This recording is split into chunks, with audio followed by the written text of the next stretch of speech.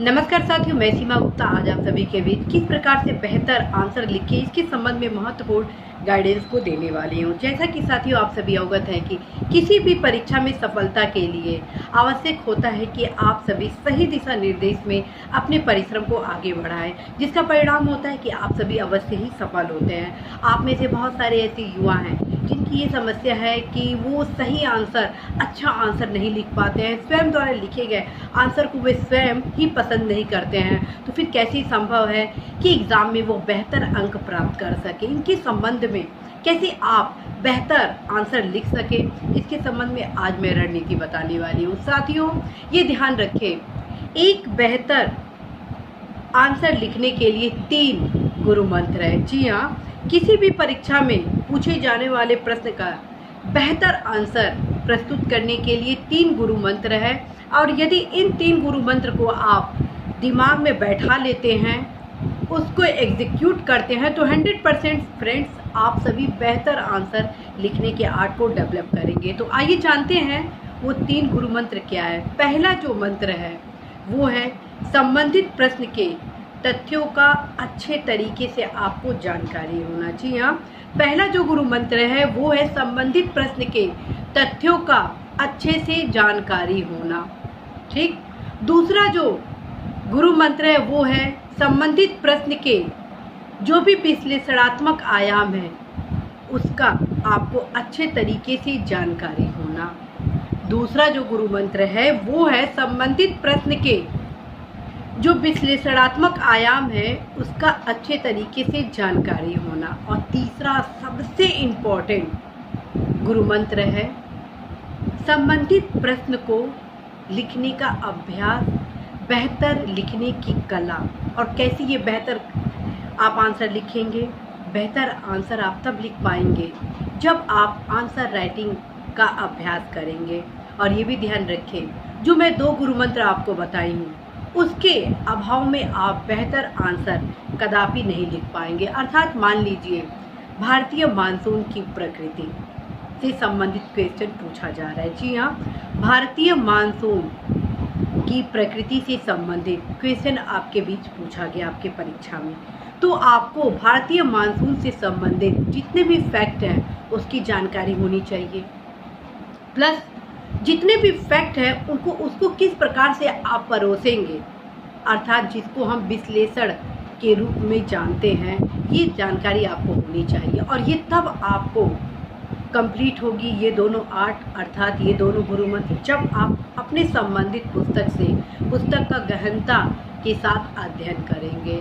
और जब आप तथ्य और विश्लेषण दोनों अच्छे तरीके से जान लेते हैं, उसके बाद उस आंसर को ट्रू द पॉइंट लिखना होता है।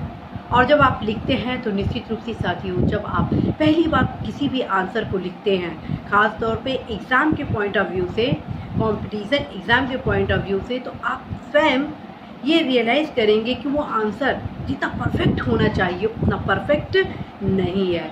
और इस वजह से आप सभी को यह कहा जाता है कि जब भी आप किसी भी परीक्षा से संबंधित प्रश्नों के लिखने का अभ्यास करते हैं तो कम से कम एक प्रश्न को 1 से 2 बार अवश्य ही लिखें। तो साथियों यही गुरु मंत्र है 3 कि आप अवश्य ही इस प्रक्रिया को अपनाएं। अब आते हैं नेक्स्ट जो चरण है कि आप किन प्रश्नों का अभ्यास करें, क्योंकि ये मायने रखता है कि आप एक सही दिशा निर्देश में ही प्रश्नों का अभ्यास करें लिखने का, ताकि आप एग्ज़ाम में बेहतर अंक के साथ संबंधित प्रश्न के तथ्यात्मक विश्लेषणात्मक आयाम को अच्छे से तैयार कर ले। ठीक। और जब आप अभ्यास करते हैं तो तीसरा गुरु मंत्र अर्थात आंसर राइटिंग करने का जो अभ्यास होता है वो अपने आप कंप्लीट हो जाता है। तो साथियों मैं आप सभी को पुनः सजेस्ट करूँगी कि यदि आप IAS, PCS, RO, ARO exam की तैयारी कर रहे हैं और चाहते हैं कि जो भी सब्जेक्टिव क्वेश्चन है उसको आप बेहतर तरीके से लिखें, तो जितने प्रीवियस ईयर के क्वेश्चन हैं उसको आप अभी से आंसर राइटिंग करना आरंभ कर दें। साथियों मैं आप सभी को यह अवगत कराना चाहती हूँ कि आप स्वयं 20 वर्ष कि किसी भी प्रीवियस ईयर प्रश्न को देखेंगे, चाहे आप UP PCS उठा लें, चाहे आईएएस का उठा ले, चाहे आरओ का निबंध का पेपर उठा ले। यदि इस 20 वर्ष के क्वेश्चन को आप अभी से लिख कर अभ्यास कर लेते हैं तो आने वाले एग्ज़ाम में आप देखेंगे इतर कोई क्वेश्चन करंट अफेयर्स के अलावा नहीं पूछा जाता है, बल्कि उन्हीं प्रश्नों को आपको एक नए स्वरूप में पूछा जाता है। लेकिन जब आपको विश्लेषणात्मक आयाम, तथ्यात्मक आयाम दोनों की जानकारी होती है और जब आप 20 वर्षों के प्रश्नों के आंसर को लिख लिए होते हैं तो आप एक बेहतर आंसर लिखते हैं। तो साथियों, यही गुरु मंत्र है और जो भी युवा सफल हुए हैं आईएएस, पीसीएस, आरओ एग्ज़ाम में, निश्चित रूप से वो इन सारे आयामों का इम्प्लीमेंट अपनी तैयारी के दौरान किए हैं। आप स्वयं रियलाइज़ करेंगे, जैसे ही 5 वर्ष के क्वेश्चन को आप लिख लेंगे तो 6वें वर्ष के क्वेश्चन को आप जब लिखने का अभ्यास करेंगे तो आप खुद सोचेंगे कि ये तो मैं अभी इस क्वेश्चन का आंसर लिखा था।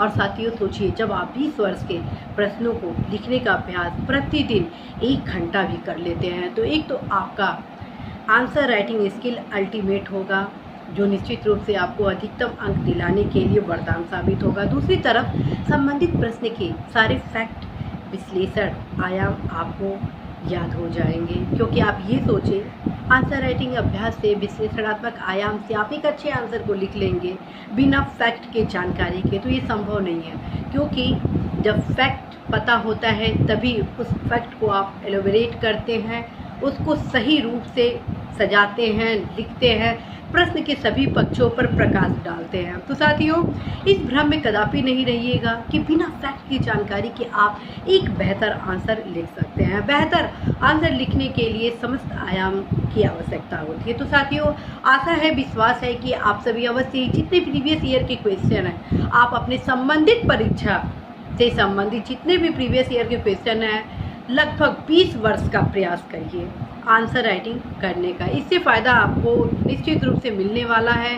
10 ईयर के क्वेश्चन जैसे ही आप कंप्लीट करेंगे लिखकर, स्वयं आप सोचेंगे कि हाँ, मैं एक ऐसे राह की ओर अग्रसर हूँ जो निश्चित रूप से आपको सफलता प्रदान कराएगा ही कराएगा। तो साथियों, इसी आशा, संदेश, विश्वास के साथ मैं सीमा गुप्ता आज आप सभी से विदा लेती हूँ कि जो भी आप सभी की समस्याएं हों आप सभी अवश्य कमेंट बॉक्स में अपनी समस्याओं को लिखेंगे, क्योंकि आप सभी के समस्याओं के निदान के क्रम में ही मेरे द्वारा ये तमाम महत्वपूर्ण क्लासेस को लाया जाता है। और साथियों, आप सभी के लिए मेरे द्वारा करंट अफेयर्स कैसे पढ़ा जाए, कैसे अधिकतम अंक प्राप्त किया जाए, इसके संबंध में कंटिन्यूसली क्लासेस नेक्स्ट वीक से आप सभी के बीच लाया जाना है। आशा है, विश्वास है कि यदि आप उस गाइडेंस को फॉलो करते हैं तो अवश्य ही आप सभी करंट अफेयर से संबंधित मैक्सिमम क्वेश्चन को सॉल्व करेंगे। All the best.